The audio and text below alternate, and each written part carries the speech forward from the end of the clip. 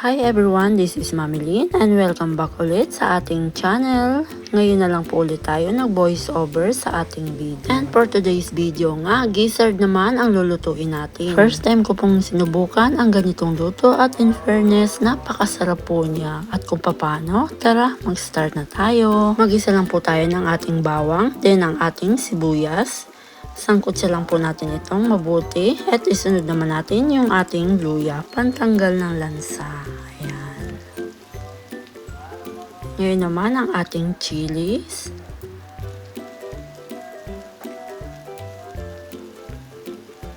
Then ilagay na po natin ang ating gizzard or yung ating balon-balunan. Then naglagay po tayo dito ng chicken cube. Then, timplahan po natin ito ng asin at pamintang durog. Ayan.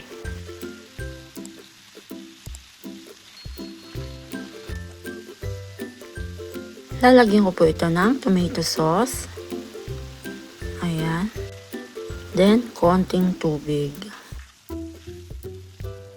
At tatakpan po natin ito at papalambutin po natin for 20 minutes or hanggang sa lumambot yung ating gizzard. And after 20 minutes, ayan, haluin ko lang ito. Then, ilalagay ko na po yung ating carrots at patatas.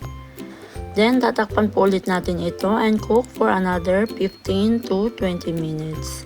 And guys, siya nga pala, kung napapansin niyo, hindi na po ako nagbo-voice over sa ating mga video dahil masyado na pong busy sa dami ng ating ginagawa. Pero tatry ko pa rin po na paminsan-minsan ay magkaroon ito ng boses.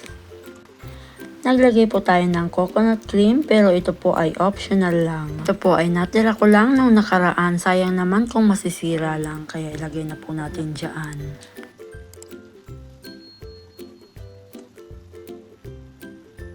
At para balanse ang lasa, naglagay po ako dito ng konting sugar.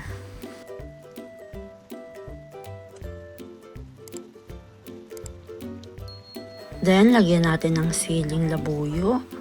Ayan. And huwag po natin kakalimutang tikman para malaman natin kung ano pa ang kulang dito.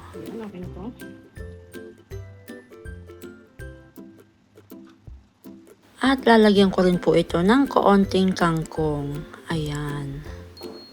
By the way guys, sa mga hindi pa po nakakapag-subscribe dyan, mag-subscribe na po kayo. I-like at mag-comment na rin kayo kung saan lugar niyo ito pinapanood para alam ko kung saan na nakarating ang ating video. Pang-ulam, pang-pulutan, or pang may okasyon ay bagay na bagay po ito mga mi. Ayan, luto na po ang bago nating ulam for today. Napakasarap nito mga mi at siguradong taob na naman ang kaldero natin. Kaya suggest ko lang, kung lulutuin mo ito, damihan mo na rin ang sinaing mo.